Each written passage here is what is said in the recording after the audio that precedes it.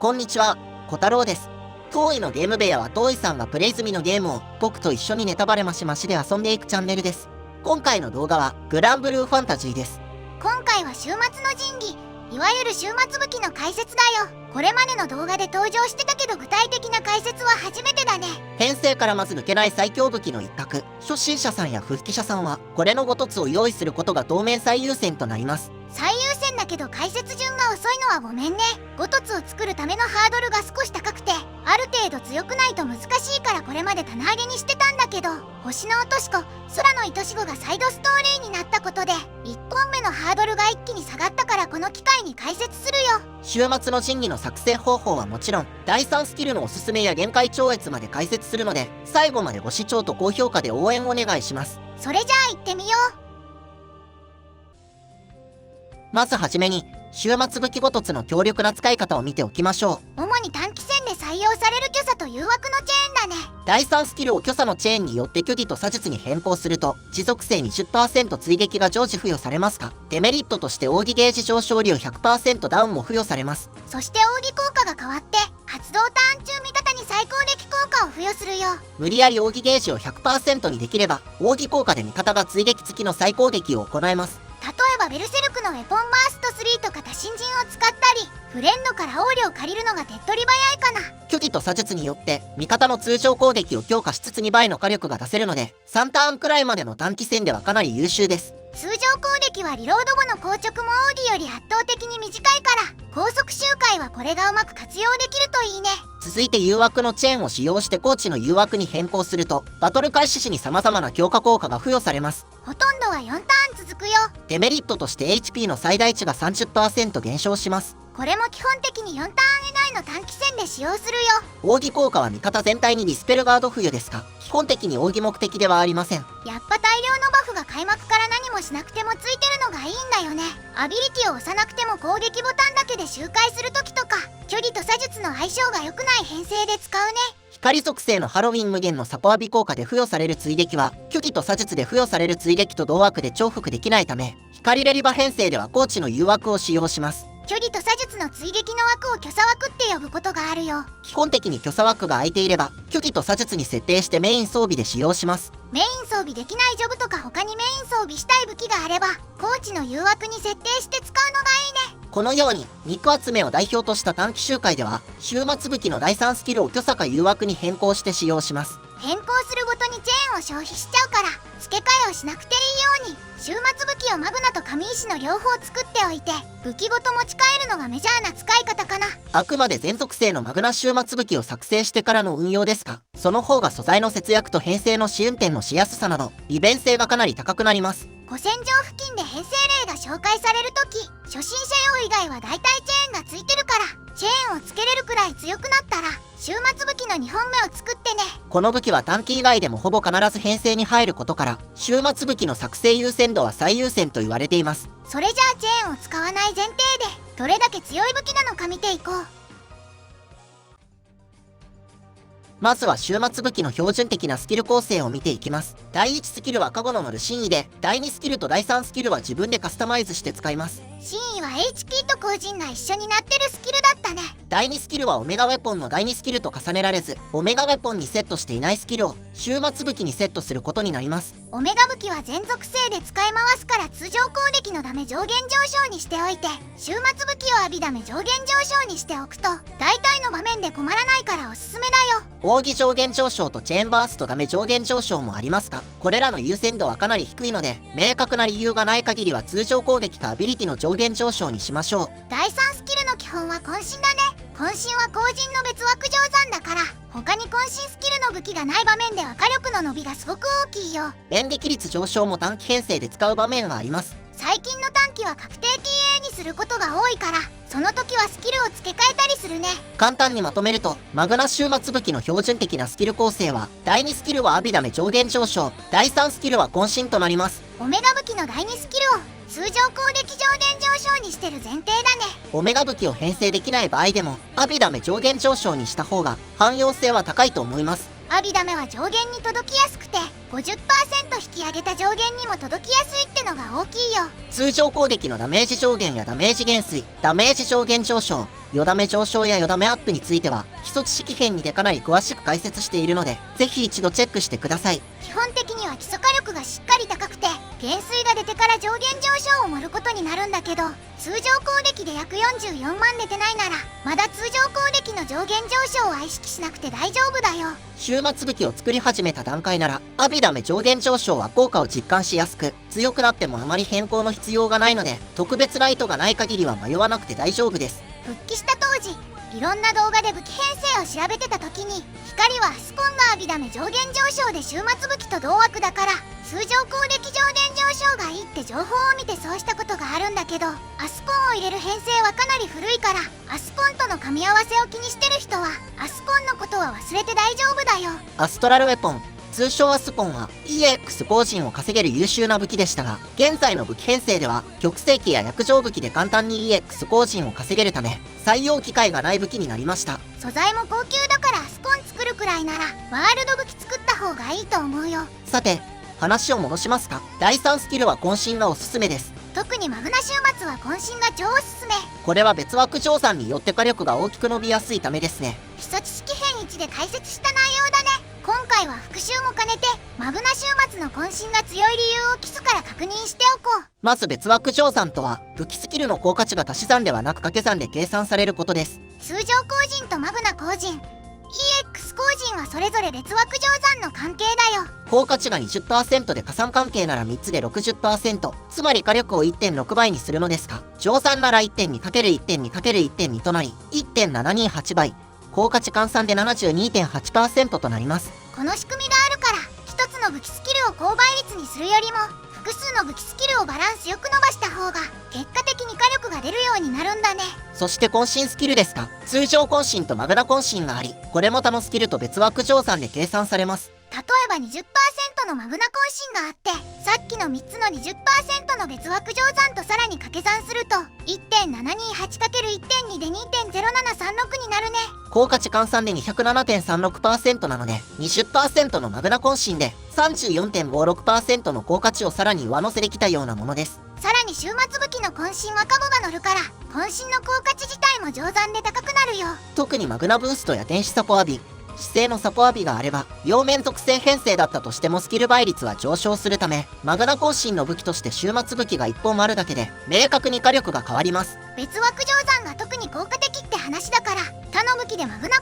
身を漏れてると他の編成と比べて伸び幅は緩やかになるよ。渾身そのものの解説は基礎知識編5で詳しくしているので、こちらもチェックしておいてください。そしてマグナ渾身は紙石編成でも欲しい武器スキルで、紙石編成なのにマグナ終末を編成に入れることがあるんだよね。この理由はマグナ渾身は通常渾身や通常工人と別枠乗算のためですね。紙石編成は基本的にマグナ武器を入れない編成のことですが、マグナ工人やマグナ渾身は紙石武器のスキルと別枠乗算になるため、マグナ枠として終末武器をマグナ終末にする編成があります。マグナブースト武器も紙石編成に入れて火力が上がりやすい武器だね。終末武器の強いところとして1本で工人と渾身の別枠乗算を持っている点です。最近は武器枠がかなりカツカツで1本で役割の多い武器が編成に残りやすいよ。そしてマグナ編成ではカゴが乗るのでその効果は別格です。さらに通常渾身の武器を1本編成できれば、マグナ編成でもダブル渾身の別枠乗算が発生してさらに火力を高めることになります。マグナブーストでカゴも高くなるから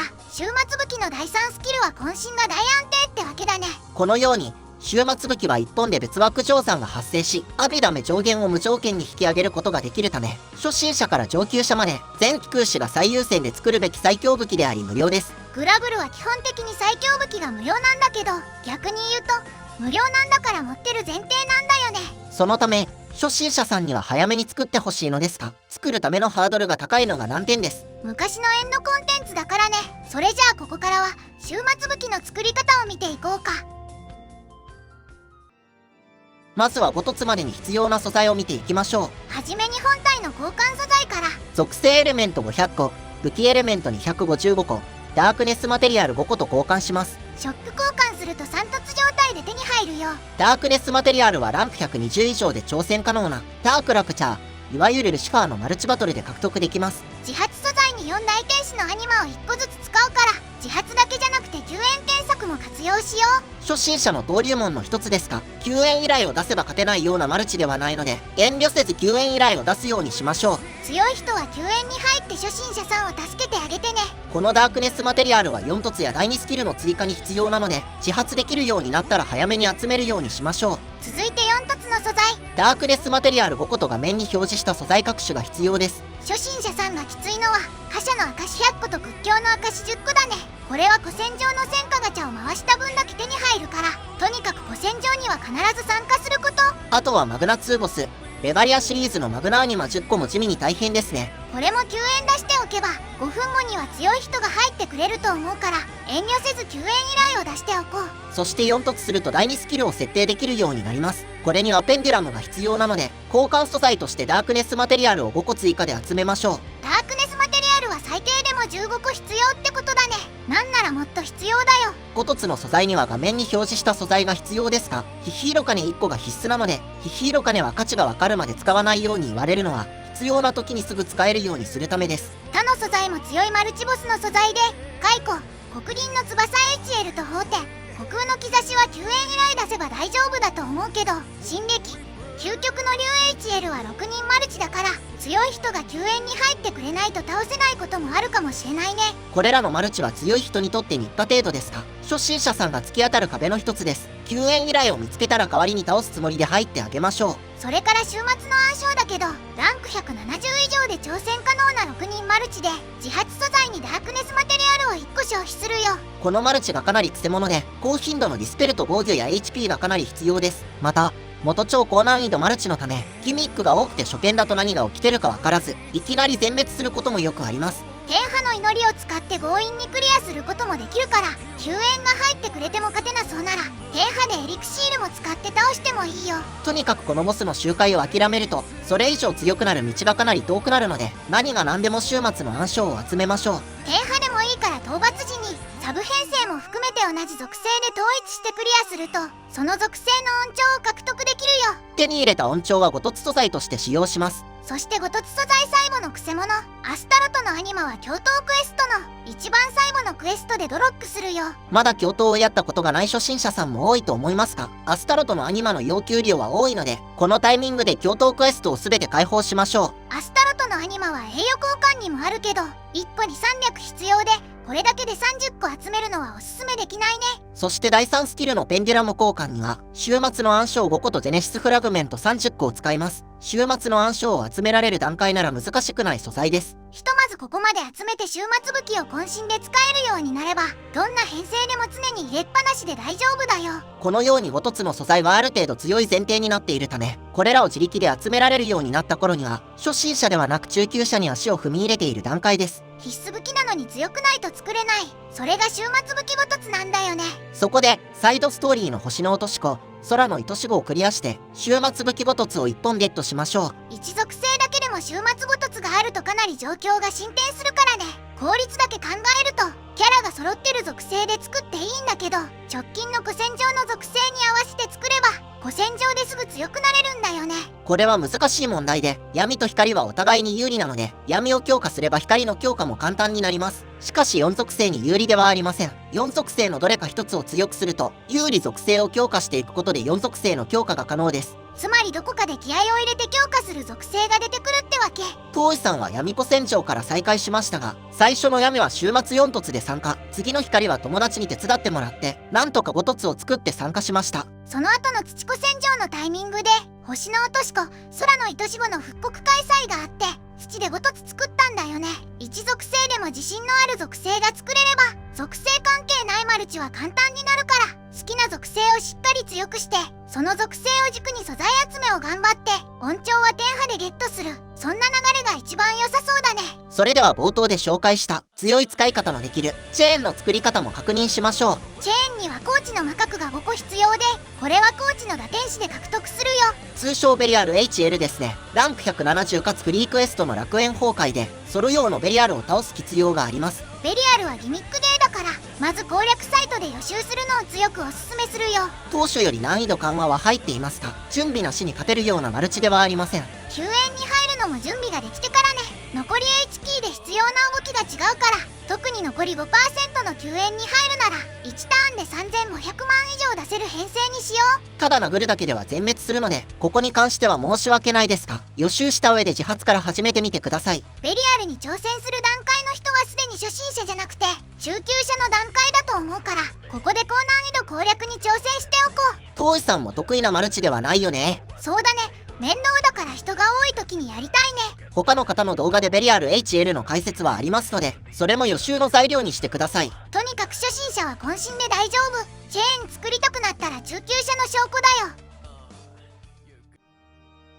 それでは最後に終末武器の限界超越について話しておきましょう。申し訳ないんだけど、まだルシゼロ攻略できるような段階じゃないから、あくまで2凸までの優先度とカタログスペックで話すよ。まずレベル210の強化要素と必要素材です。奥義効果に攻防累積アップが追加されます。また第2スキルにそれぞれ効果が追加されます。追加される効果は正直なところおまけ程度だから、絶対必要な要素ではないよ。必要素材は画面に表示したものです。まあこの辺りは用意できるとは思う。これの影響でルシバブベリの3大マルチは緩和されたと思うし、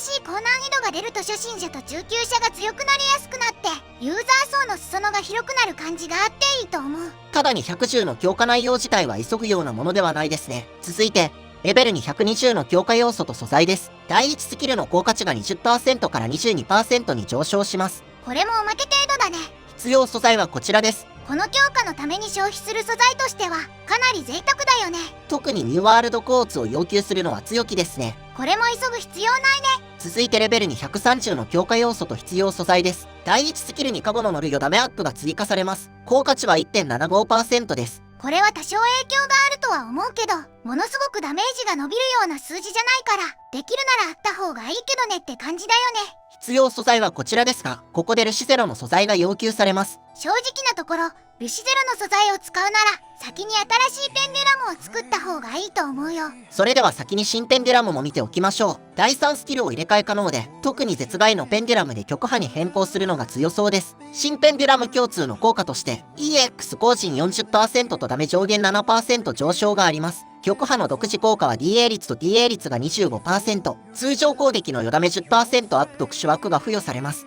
ただし新ペンデュラムは全部スキルエンハンスに 180% 以上の条件付きだから、両面カゴとかブースト武器と天使サポアリ使った片面超越カゴで使えるね。編成に条件はありますが、極波に関して言えば TA 率 25% がかなり強力です。確定 TA を狙いやすくなって特に短期で効果がありそうだね。新ペンデュラムの素材はこれらです。ルシゼロの羽ごこで作れるから、まずはこっちから使ってみるのがいいんじゃないかな。続いてレベルに140の強化要素と必要素材です。レベルに110で追加された追加効果がさらに強化されます。効果値が2倍になってるね。地味に効いてきそうなのが、通常上限のニアビで TA 率が 5% アップになるところ、極波の 25% と合わせて 30% アップを週末1本で確保できるから、結構編成の自由度が広がりそうだよね。最近 TA に注目が集まっているのはこの辺りが理由にありそうですね。必要素材は表示したこちらです。液霊の証とルシゼロで手に入れる新本帳が必要だね。240まで強化すると明確に編成への影響がありそうなので、ルシゼロ討伐を始めたら一旦レベルに140を目指すことになりそうです。それじゃあ最後、レベルに150の強化要素と必要素材を見てみよう。奥義性能が強化されて、第1スキルの更新と HP の効果値がさらに 2% 上昇します。またよだめアップは 1.75% から 2% に変化します。上昇幅はすごく控えめだけど、この段階に挑戦する人にとっては 1% の火力上昇すら大きな変化になる場合があるから、一概にコスパの観点では評価しにくいんだけど、これはエンドコンテンツだから他にやるべきことはたくさんあるよね。原子を感じる。必要素材は表示したこれらですが、現環境のエンドコンテンツらしく高級素材の要求となっています。これにスナ1個なのにマブナイ視聴越に3個必要なのは未だ理解に苦しむね。ここまでの説明でわかる通り、強化幅はかなり限定的ながら新ペンデュラムで極波を使えることが最大のメリットと言えそうです。ここまでを踏まえてルシゼロに挑戦できない段階の人、まあ多くの貴空士はそうだと思うけど、レベルに120に強化する優先度は高いのかって話だと正直全然高くないし、素材の方が高い。つまり強化するまでに必要な時間で別の強化をする方が圧倒的に有意義だと思うよ。現環境ではさすがにレベルに120を必須とは言い難いですよね。課金金武器がかなり揃ってて、無料武器とか10点種10賢者の強化も終わって、もうやることなくなって燃え尽きた人のための新しい目標ってことだね。というわけで、終末武器は当面ごとつ運用で差し支えないと考えられます。さらなる高みを目指す場合には、終末超越がグラブルを遊ぶ上でのマイルストーンになるといった具合です。初心者でも今からできることとしては、強いキャラと強い武器をフェスの天井でしっかり集めておくことだね。